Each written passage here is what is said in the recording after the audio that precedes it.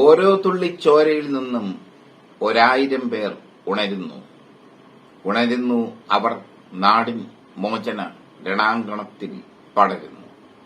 P. Bhaskaran എഴുതിയ വരികളാണ് മൂലധനം എന്ന സിനിമയിലെ പാട്ട്. ആ പാട്ട് ഇപ്പോൾ ഹിസ്ബുള്ളയെ സംബന്ധിച്ചിടത്തോളം യാഥാർത്ഥ്യമായിരിക്കുകയാണ്. ഹസൻ നസ്രുള്ള കൊല്ലപ്പെട്ടു എന്ന വാർത്ത ഹിസ്ബുള്ള സ്ഥിരീകരിച്ചു. ഹിസ്ബുള്ളയെ ഇനി ആര് നയിക്കും എന്ന ചോദ്യവും ബാക്കിയാവുന്നു.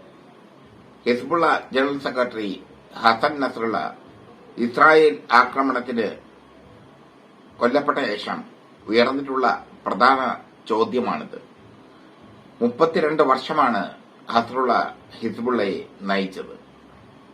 ലെബൻ സായുധ സംഘടനയിൽ വലിയ പ്രതിസന്ധിയാണ് ഹസൻ നസ്രുള്ളയുടെ മരണത്തോടെ ഉണ്ടായിരിക്കുന്നത്, കൊലപാതകത്തോടെ ഉണ്ടായിരിക്കുന്നത്. നസ്രുള്ളയ്ക്ക് പകരം ഹിസ്ബുള്ള പുതിയ ഒരാളെ കണ്ടെത്താൻ തീരുമാനിച്ചിരിക്കുന്നു. ഹിസ്ബുള്ള ഭരണ നേതൃത്വത്തിലെ 10ഓളം പ്രധാനികളെയും ഇസ്രായേൽ വധിച്ചു എന്നാണ് അവരുടെ അവകാശവാദം.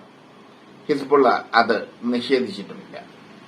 ഈ സാഹചര്യത്തിൽ ഹിസ്ബുള്ളയെ ഇനി നയിക്കുക ആരാണ് എന്ന ചോദ്യത്തിന് വലിയ പ്രസക്തിയേറുന്നു. നസ്രുള്ളയുടെ സ്ഥാനത്തേക്ക് ഹാഷിം സഫിയദ്ദീൻ വരാനാണ് കൂടുതൽ സാധ്യതയെന്ന് രാജ്യാന്തര മാധ്യമങ്ങൾ റിപ്പോർട്ട് ചെയ്യുന്നു.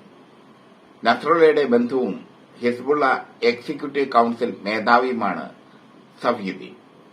ഹിസ്ബുള്ളയുടെ രാഷ്ട്രീയ സാമ്പത്തിക കാര്യങ്ങളിൽ നിർണായക പങ്ക് വഹിക്കുന്ന ആളാണ് ഇദ്ദേഹം. 1964 ജനിച്ച ഇദ്ദേഹം ഇറാനുമായി അടുത്ത ബന്ധം പുലർത്തുന്നു. അതുകൊണ്ട് തന്നെ ഹസൻ നസ്രുള്ളയുടെ സ്ഥാനത്തേക്ക് അദ്ദേഹത്തെ കൊണ്ടുവരും എന്നുള്ളത് ഉറപ്പായിരിക്കുന്നു. ഇറാൻ മതനേതാക്കളുടെ പഠനകേന്ദ്രമായ ഖോമിൽ തന്നെയാണ് സഫിയുദ്ദീന്റെയും മതപഠനവും. മാത്രമല്ല, ഇറാന്റെ കൊല്ലപ്പെട്ട മുൻ സൈനിക മേധാവി ഖസീം സുലൈമാനിയുടെ മകളെയാണ് സഫിയുദ്ദീന്റെ മകൻ റിദ വിവാഹം ചെയ്തിട്ടുള്ളത്. 2017 US ഭീകരരുടെ പട്ടികയിൽ സഫിയുദ്ദീനെയും ഉൾപ്പെടുത്തിയിരുന്നു. സൗദി അറേബ്യയും സഫിയുദ്ദീന് നേരത്തെ ഉപരോധമൊക്കെ ഏർപ്പെടുത്തിയിട്ടുള്ളതും ചരിത്രം. ചുരുക്കത്തിൽ സഫിയുദ്ദീൻ വരികയാണ്.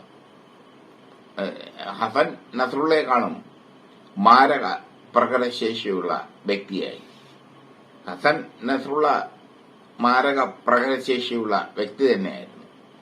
അദ്ദേഹത്തെക്കാളും മാരക പ്രകടനശേഷിയുള്ള വ്യക്തിയാണ് സഫിയുദ്ദീൻ. അദ്ദേഹം ഹിസ്ബുള്ളയുടെ നേതൃത്വം ഏറ്റെടുക്കാൻ പോകുന്നു. ഇസ്രായേലിനെ സംബന്ധിച്ചിടത്തോളം അത് എപ്രകാരം ദോഷകരമായി തീരും എന്ന് പറയാൻ ആവില്ല. കാരണം ഹസൻ നസ്രുള്ളയെ പോലെ മിതവാദിയല്ല സഫിയുദ്ദീൻ. ഹസൻ നസ്രുള്ളയ്ക്ക് ഒരുപാട് പ്രത്യേകതകൾ ഉണ്ടായിരുന്നു.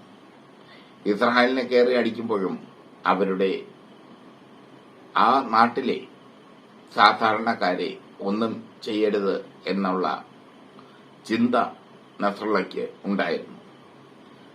സഫിയുദ്ദീന് അതൊന്നും കാണില്ല. കാരണം അയാൾ തീവ്രപക്ഷക്കാരനാണ്. തിരിച്ചടി താങ്ങാൻ പറ്റില്ല ഇസ്രായേലിന്.